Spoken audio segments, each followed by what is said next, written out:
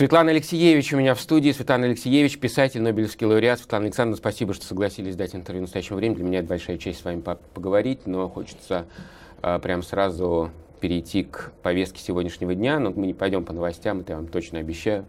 Скажите, пожалуйста, вы следите за событиями, которые происходят сейчас в, например, Сирии? Вот просто каждый день следите за этим. Для вас это важно? Ну, вы знаете, для меня это, конечно, важно, как для любого человека, который уже устал видеть смерть на экране, устал видеть, как одни люди убивают другой, как художник, это для художника это невыносимое зрелище. А что там происходит, по большому счету, нельзя понять. Вот, это очень важная история, а мало людей, мне кажется, вообще в состоянии понять, кто, где, с кем воюет, что... При этом, как мне кажется, многие люди, например, в России, глядя на это, полюбили войну. Почему так получилось? Знаете, ну вот это самое ужасное. Не далее, как вот перед отъездом, ко мне приходит моя хорошая знакомая, профессор, такая красивая женщина. И первое, что она сказала, когда мы сели пить чай: слушай, да там у нас живет в Беларуси, да, такое оружие, что там можно чуть ли не там за 15 километров кого-то, да, какая-то ракета. Это у Путина она есть, а больше ни у кого нет. Я вижу этот восторг на женском лице. Я сажусь и говорю: слушай, я ничего не могу понять, что с нами произошло, почему. Я тоже не могу это понять, почему вот это... С одной стороны, я могу понять. Конечно, это военная культура. То есть мы люди войны. У нас не было другой истории. Или готовились к войне, или воевали. И поэтому весь этот милитаризм, он сразу нажал все ментальные кнопки мгновенно. Ну тогда объясните, как вы себе представляете, что изменилось со времен ваших цинковых мальчиков? Разве тогда любили войну? Тогда мы не любили коммунистов. Так. И мы хотели какой-то другого мира, и мы были романтиками, мы представляли, что это будет какой-то очень совершенный мир. Погодите, тогда мы не хотели умирать за коммунизм, а сейчас мы хотим умирать за Путина, так? Я даже не знаю. По-моему, сейчас умирает за деньги. Нет, ну, на самом деле люди, которые ходят и гордятся Россией и ракетами, они ведь на самом деле про родину, они вряд ли про деньги. Я думаю, вот что я они не за родину знаю. умирать хотят. Говорят, что был такой опрос, когда у людей спрашивали: можете вы пожертвовать собой, своими близкими ради вот современных идей, да? И якобы 30% сказали «да». Я думаю, здесь все сыграло свое значение. И то, что нельзя долго унижать Россию, и то, что она вдруг разочаровалась сама в себе, что она не смогла сделать то, что хотела, и цинизм какой-то образовавшийся. Тут все собралось. Светлана Александровна, а вот вам не кажется, что для России наступило время построения национального государства, которого, может быть, никогда и не было? Почему его обязательно надо на крови строить? Ну, национальное государство всегда строится на крови. Ну, это старая история. Зачем ее повторять? Я всегда говорю, что надо убивать идеи, а не людей. Сколько можно убивать людей?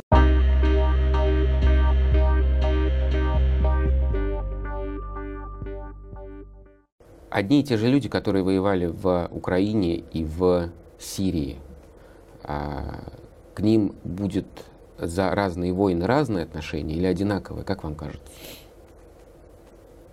Ну, я не знаю. Конечно, война в Сирии — это где-то далеко, хотя и страшно. А война с Украиной — это, по-моему, такое потрясение, равное перестройке.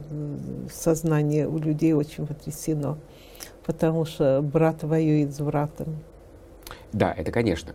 И когда вы наблюдали за войной в Украине, вы и наблюдаете, наверное, сейчас, у вас была своя позиция, кто прав, да, кто виноват? конечно. Можете о ней рассказать? Да, конечно. Я на стороне Украины. Это оккупация в чистом виде. Вот теперь смотрите, та же страна воюет в Сирии. Для вас вы проецируете войну в Украине на те события или нет? Абсолютно нет. Вот почему? Почему вы считаете, что это я тоже себе все время нахожу себе вот отголоски этих мыслей? Почему-то про эту войну мы понимаем, и у нас есть своя точка зрения, про другую мы думаем, что там что-то иначе. Потому что касается Украины, был понятен цель Путина. Она была понятна. Не отпустить Россию, захватить, если можно, Россию. То есть оставить ее вместе. Потому что такое Россия без Украины? Без Украины России нет в том имперском понимании, с которым она не расстается. А Сирия — это где-то далеко, и это людям совершенно непонятно. Непонятно. Даже вот мне, человеку, который прочитал там всего Толстого, Достоевского, да, и Ремарка, и как бы все-таки не так далек от политики, занимающийся 30 лет вот этим красным человеком, историей его, даже мне непонятно, что мы там делаем. Вы, вернее, или мы союзное государство. Хорошо, давайте тогда, раз вы сами заговорили об этом, про Россию и Украину, вот лично для вас, где начинается и заканчивается Россия? В вашем представлении, в вашей голове? У нее какие границы? Ну вот, хотя бы те, которые есть сейчас. Но Беларусь и Украина не в пределах России. Это вы, пожалуйста, себе уясните и запомните. Угу.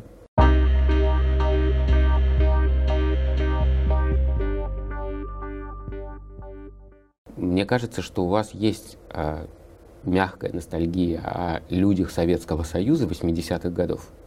Я ребенок Советского Союза 80-х годов.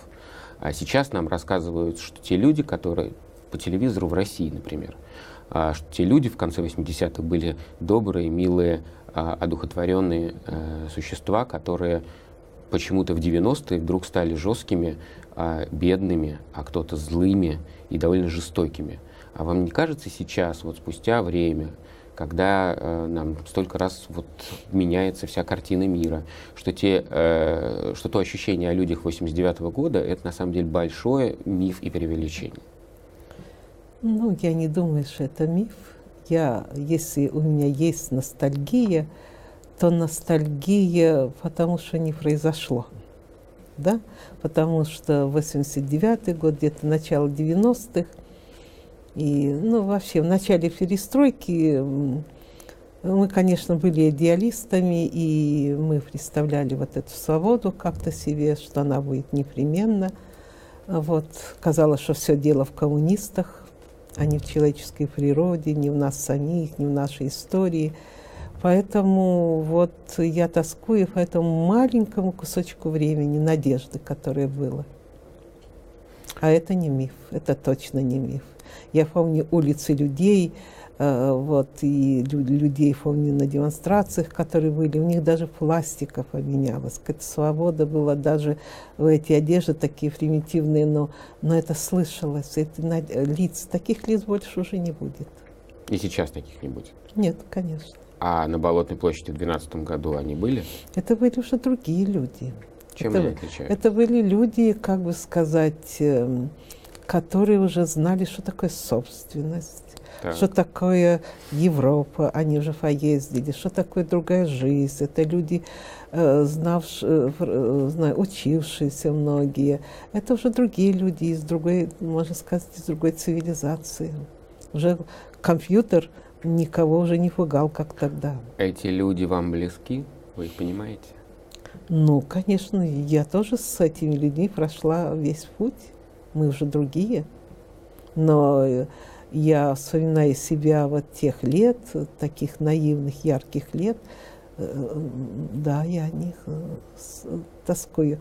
И когда я писала книгу «Время секонд-хенд», которая заканчивала мой цикл о красном человеке, вот об этой истории одной утопии, то это мелькало в разговорах постоянно. Все время говорят о том, что советский человек прямо сейчас существует, воспроизводится, и происходящее и в России, и даже в Украине, и в Белоруссии это просто следующее поколение перерождения советского человека. Почему вы говорите, что вы написали книгу, которая завершает цикл? А вам не кажется, что вам нужно продолжать исследовать этого человека? На самом деле вы его оставили, а он теперь существует сам по себе. Детей рожает, и они такие же, ну какие-то другие, их надо изучать. Они вписываются в это. Я хочу сказать, что совершенно разное происходит в России, на Украине, в Беларуси. Давайте попробуем отделить. Да. Вот в Беларуси, начнем с Беларуси, я там живу, время остановилось. Это люди, где-то там социализм у них, он от них и не уходил из нашей жизни, из всего. Да, и отношения с властью, все те же, и понимание власти, все то же. Украина — это уже другие люди. Вот я недавно была там, я была потрясена. Все учат английский. И старый профессор, и старый министр, и молодые журналисты. Вот со мной был журналист иностранный, и украинские журналисты легко молодые заговаривали с ним на английском языке. Да, учат английский, вся страна учит да, они хотят будущего, они совершенно иначе понимают его. А Россия, Господи, да эта Россия догонит тебя где угодно. Например, в Германии я сажусь в такси, и мы начинаем говорить сходу, видя, что я русская, ну, как бы там белорусов они не отделяют, конечно, и говорит, ну ты своя, русская. А я говорю, вы тут давно? Да, 10 лет, все.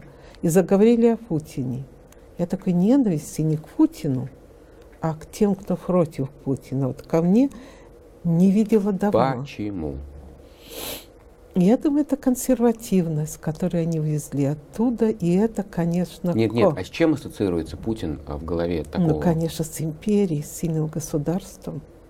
А русскому человеку очень трудно будет отойти от этой мысли, что он, ну, как бы живет просто в нормальной стране. А вот скажите... Вот я задавала вопрос, извините, когда писала книгу. Скажите, вы хотели бы жить в сильной стране или в нормальной?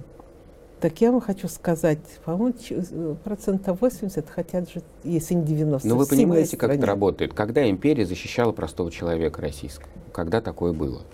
По-моему, поправьте меня, я могу ошибаться. Я не историк Мединский, могу ошибаться. Никогда не защищала. Почему? Понимаете, она никогда не защищала простого человека, несмотря на то, что Октябрьская революция декларировала как бы права маленького человека. И в каком-то смысле их было побольше, чем сейчас. Сейчас нет денег, пошел вон, да? Вот, я бы так сказала. Но человек был причастен к некому большому. В русской культуре очень важна сверхидея. И вот причастность к этой сверхидее, она человеку восполняла все, что как бы не хватало ему. Эту бедность, эту как бы ущербность, она ему все восполняла.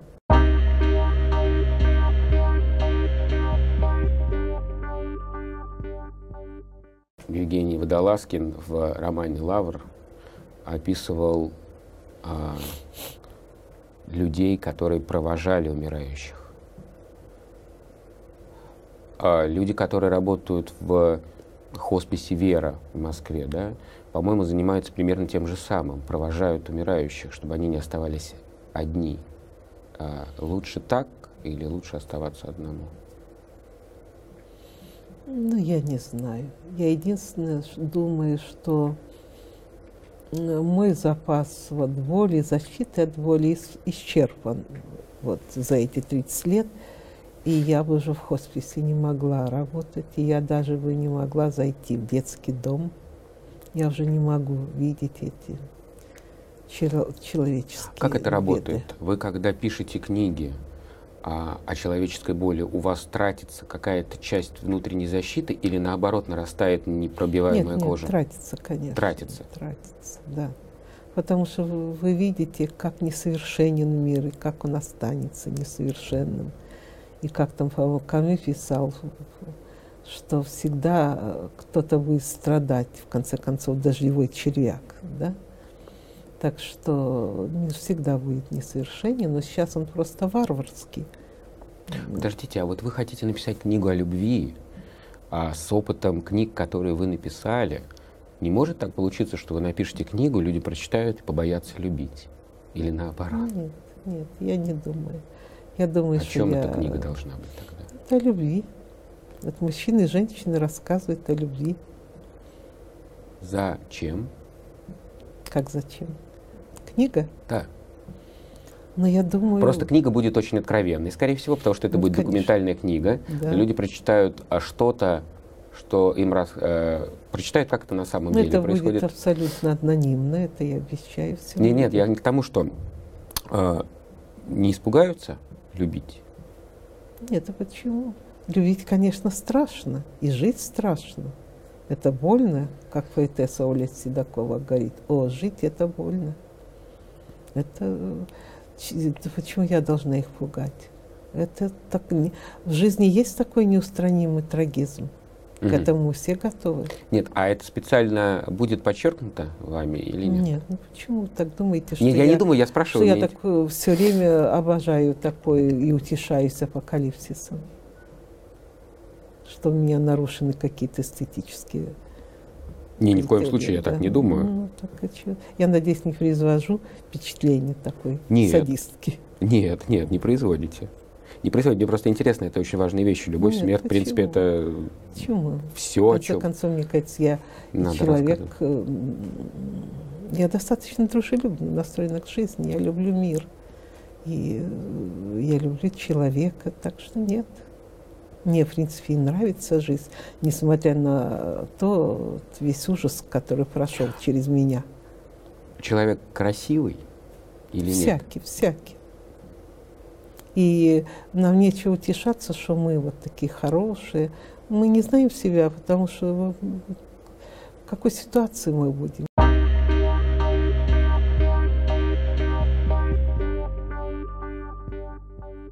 А вот знаете, сейчас в России такая дискуссия идет, что люди, которые уезжают, отчасти виновны перед теми, кто остается, потому что, во-первых, страну менять надо, а во-вторых, поучать тех, кто остается, не очень красиво. Как вам кажется, они правы или нет, те, кто остается? Нет, имеют право на такую? Я думаю, человек имеет право уезжать. Я сама прожила 10 лет в эмиграции. Как нужно относиться к России, уехав из России?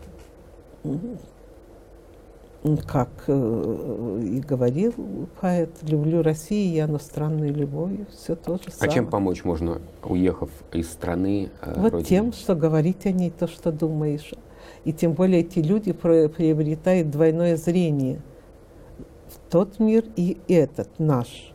И, конечно, они видят четче и яснее. Как нужно это говорить, чтобы те, кто остался, тебя услышали и восприняли как Для начала надо, иначе вопрос я бы ставила, как надо слушать этих людей. То есть... А я считаю, что надо слушать все, что помогает тебе меняться, оставаться человеком. И тогда и общество будет другое человеческое, и тогда не будешь в восторге от того, что у вас какой-то там миномет или пулемет, которого нигде нет в мире. Спасибо, Светлана Алексеевич, в студии «Настоящего времени». Спасибо большое, Светлана. Не за что.